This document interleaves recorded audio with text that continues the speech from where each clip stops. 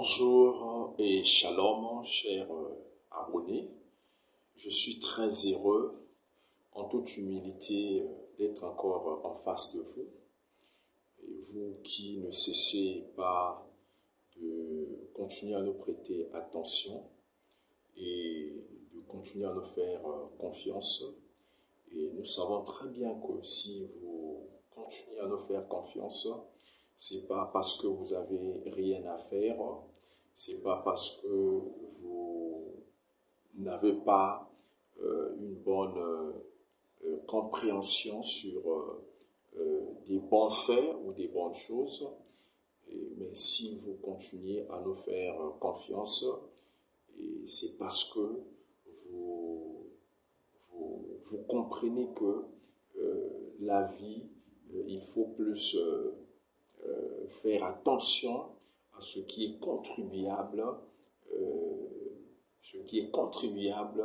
dans nos parcours et pour nous permettre à continuer à avoir une très bonne évolution humaine sur la terre des vivants, parce que depuis la nuit des temps, l'homme a plus besoin de la connaissance. Parce que celui qui manque la connaissance, il s'emporte dans la perdition et il vit dans le sens contraire. C'est pourquoi l'obtention de la connaissance des bonnes choses est une richesse extraordinaire qui nous permet de continuer à faire notre parcours avec confiance sur ce que nous avons comme connaissance des choses, tout en sachant que si je mets mon pied à gauche, je connais les conséquences qui pourront m'arriver, si elles seront positives ou négatives. Merci de plus, parce que nous sentons ce feedback qu'il y a entre vous et nous à chaque fois que nous balançons une vidéo et vous avez une réaction très positive et nous souhaitons que d'autres personnes aussi s'ajoutent pour continuer à nous suivre, parce que nous ne vous balançons pas ces vidéos pour pouvoir vous faire une démonstration d'orgueil ou quoi que ce soit. Non, nous avons un but. Le but est de pouvoir permettre à chacun de nous de ne pas vivre dans l'ignorance, parce que le peuple périt par manque de connaissance. Et si vous êtes dans l'ignorance, vous êtes un demi-mort. Mais si vous avez la connaissance, et bien donc vous pouvez espérer de plus en plus à la longévité. Alors, en ce jour, je vous apporte une très bonne pensée qui va nous faire du bien pour nous qui sommes chrétiens. Et ce thème est l'émergence chrétienne. L'émergence chrétienne. L'émergence chrétienne. Alors, nous avons constaté que les chrétiens n'émergent pas. Les chrétiens n'émergent pas.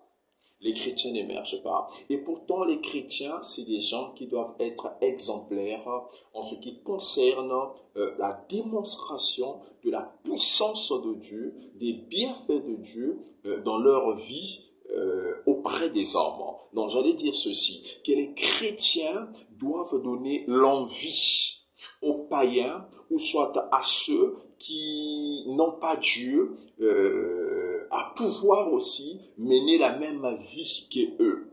Parce que celui qui a Dieu, il a la vie. Et celui qui a Dieu, il a l'obligation d'avoir l'amour. Celui qui a Dieu, il a l'obligation de pouvoir chercher l'intérêt de l'autre. Or, l'émergence, c'est quoi? L'émergence, c'est aussi d'une manière simple, en résumé. L'émergence, c'est aussi donner l'avantage aux autres. Oui, c'est ça aussi l'émergence. Parce qu'aujourd'hui, si vous avez un atout, peu importe le genre, si c'est financier, ou soit matériel ou alimentaire, mais si vous vous arrangez à mettre une petite quantité à la disposition des autres pour que la reproduction continue à y faire, continue à se faire, donc je veux parler du feedback, et vous allez remarquer que tout le monde en sera bénéficiaire, tout le monde en sera bénéficiaire. Et donc, cette sémence ou cette richesse ne va pas se limiter qu'à vous, mais cette richesse va s'épanouir, elle va se propager comme une maladie contagieuse. Et au travers de vous qui avez reçu cette grâce d'avoir ce moyen de bord, d'avoir cette richesse, et vous allez remarquer que les autres aussi vont pouvoir se connecter à cette grâce pour pouvoir aussi en avoir des avantages, et ces avantages-là aussi vont aller produire encore des avantages auprès des autres. Alors, qu'est-ce que je veux dire par là? Étant chrétien, est-ce que nous pensons à pouvoir émerger pour pouvoir démontrer que réellement nous avons Dieu? Parce que la Bible a dit, une foi sans les œuvres est une foi morte.